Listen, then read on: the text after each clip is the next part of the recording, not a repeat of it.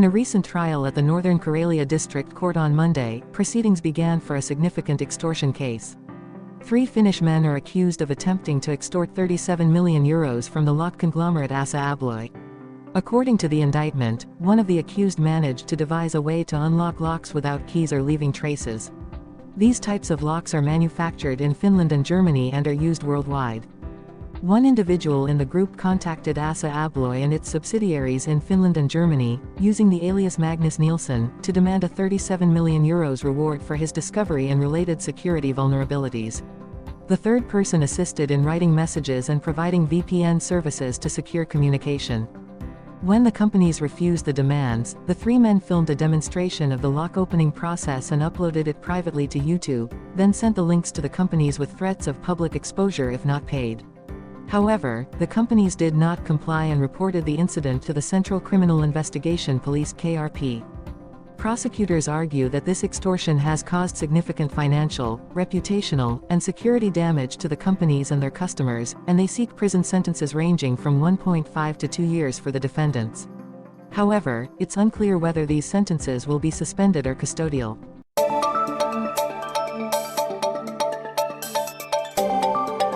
A 15-year-old girl was found dead in Valkeakoski last weekend. An 18-year-old man was arrested last Wednesday in the Saimaa District Court on suspicion of her murder and serious sexual assault. Police have surveillance footage of events leading up to Valkeakoski's death as evidence. Initial footage shows a 15-year-old girl and later an 18-year-old man suspected of the murder. According to Director of Investigation Jari Kinnunen, footage from a camera was used as grounds for detention. Previously, YLE reported that in the murder investigation, police obtained surveillance audio from at least the Puistagrilli grill along Saksmäentie. The suspected crime was revealed when a girl who had gone out for the night did not return home that weekend. The incident was reported to the police. The young people spent the evening with the girl found dead in the woods. They called emergency services. Later that day, police arrested an 18-year-old man from Valkeakoski as a suspect. Despite his young age, he has a criminal record and is currently on probation. According to current police information, the young people did not know each other previously. The suspect had previously shared fantasies of violence on an online forum. The incident has garnered nationwide attention and deeply shocked Finland.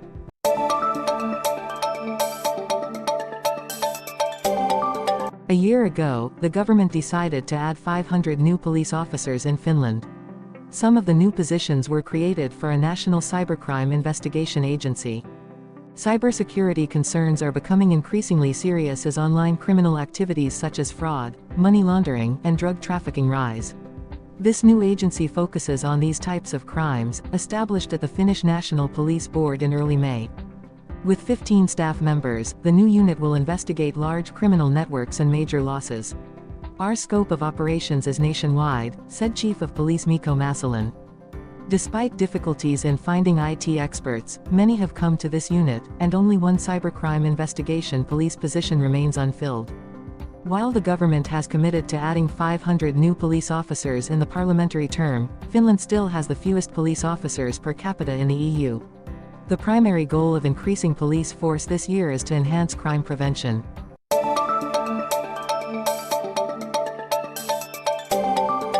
According to Finnish Border Guard, the opening of the Saimaa Canal could allow entry via waterways.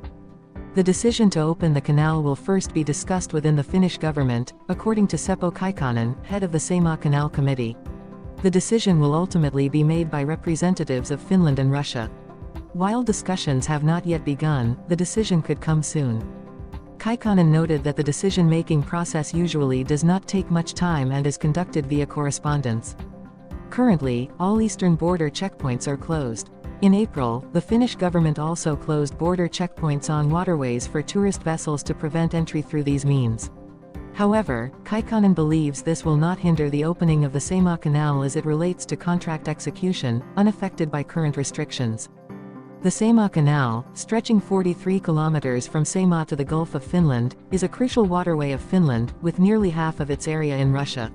Responsibility lies with canal delegates from both countries, with decisions based on lease agreements. Last year, commercial traffic was almost non-existent, and this year, Kaikanen does not anticipate many changes due to government restrictions.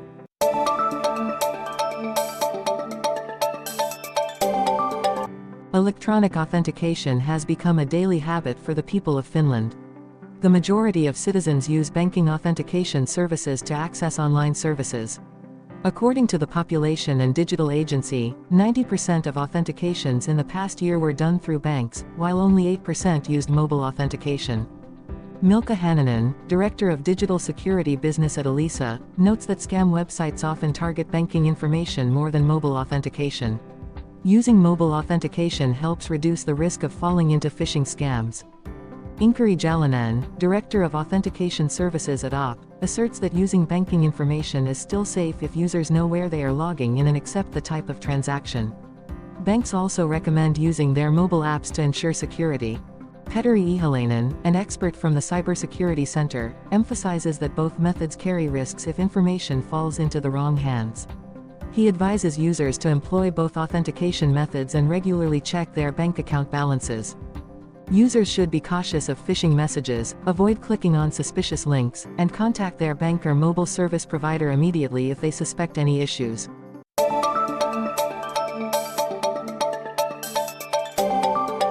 According to the Ministry of Labour and Economy, the new law proposal will apply emissions trading not only to sectors mandated by EU directives such as road transport and construction industry, but also expand to include agriculture, forestry, yachting, and recreational aviation. This will raise the prices of fossil fuels and encourage consumers to switch to alternative energy sources. Ministry expert Eleonora Ailata says the main challenge lies in fuel distributors being unable to accurately determine the fuel's purpose, making implementing EU directive requirements complex and costly. This proposal, currently in the consultation phase, will require about 100 fuel distributors to participate in emissions trading. Fuel prices are expected to rise as emission costs are passed on to consumers. For example, if the emission price is €50, the gasoline price will increase by an additional 16 cents per liter by 2030. This new emissions trading market will begin in 2027, aiming to reduce emissions by 50% from burden-sharing sectors compared to 2005 levels. The ministry plans to submit the proposal to Parliament next fall.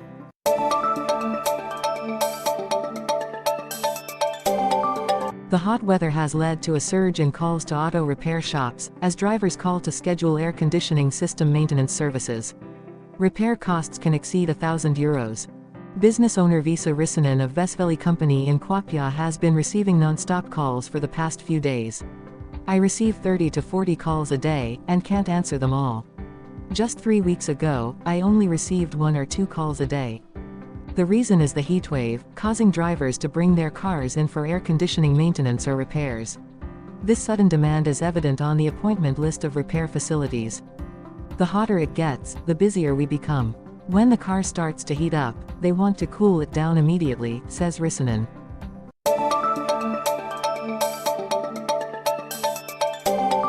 Finland is lagging behind in higher education and access to care services. Examine 14 criteria to see how Finland ranks in Europe. The EU consists of 27 different countries in many aspects trying to make common decisions. We have created a tool to compare these countries based on variables such as dependency ratio, defense allocation, immigration, and higher education attainment. Some indices, such as voter turnout, life expectancy, life satisfaction, and access to care services, provide an in-depth look into the quality of life in each country. In Finland, a large number of people feel they do not receive the necessary care, with 6.5% of Finns having difficulty accessing healthcare services, higher than the EU average of 2.2%. Finland also does not lead in higher education, ranking 8th in the EU with 43% of people aged 25 to 64 holding higher degrees. Although immigration to Finland reached a new record in 2022, it is still much lower than in other EU countries. Meanwhile, the proportion of people living alone in Finland is the highest in the EU, reflecting the level of support from the social welfare system.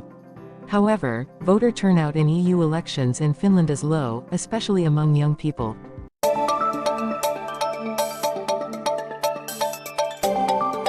Musician Torsti Spoof from Jyväskylä has been dedicated to his craft for 34 years.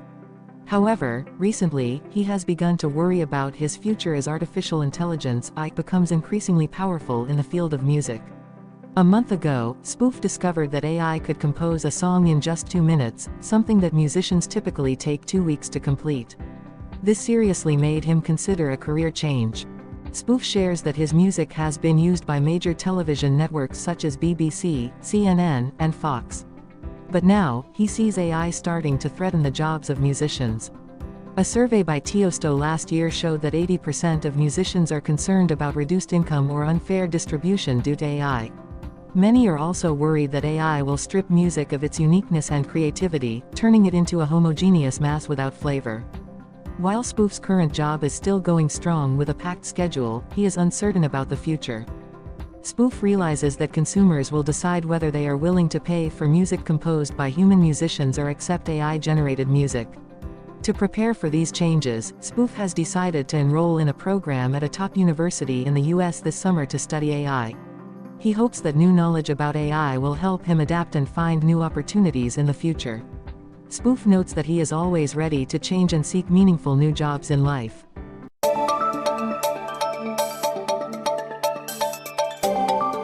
After an exhausting past summer, a mother has decided to send her child to daycare during her vacation.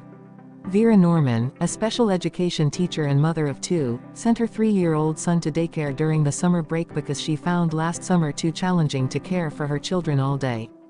Vera shared that last summer, she was at home with her children for the entire vacation period, while her husband was at work most of the time. She hoped that the vacation would be a fun and relaxing time, but the reality was far from it. Her son began to enter a defiant phase, causing many conflicts and tensions in the family. Constant childcare left her unable to rest and feeling overwhelmed. To avoid repeating that situation, this summer, Vera decided to send her son to daycare in June. She feels that this helps her have time to rest and recharge, while still ensuring her son has time to play and socialize with friends at daycare. Norman also feels that this helps her become a better mother when she gets sufficient rest and is not overwhelmed. Vera believes that every family has its own reasons for sending children to daycare during vacations, and the important thing is that parents also need time to relax and recharge.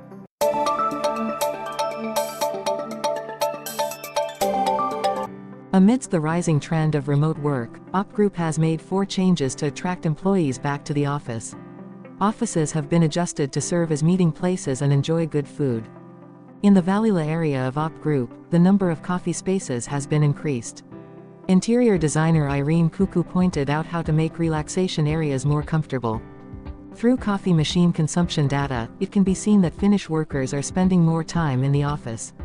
After a prolonged period of remote work, the work health of Op Group employees has declined, leading to office changes and the implementation of fixed office days.